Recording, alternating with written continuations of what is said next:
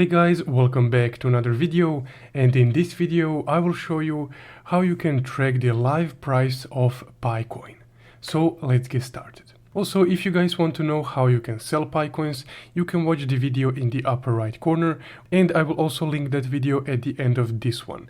So stay tuned for that. Now, to track live price of PiCoins, you would need to go to the CoinMarketCap website. So on CoinMarketCap, you can see the live price of any cryptocurrency out there. So once you're on the CoinMarketCap website, you would need to go to the search bar in the upper right corner and just type in Pi. Now, once you typed in Pi, just make sure that you're on the right coin. So PiCoin currently has about $11 billion market cap. So just go ahead and click on that. And here you will be able to see the live price action of PiCoin and also the past price action, as you can see right here. And that's, guys, how you can check the live price of PiCoin and track it.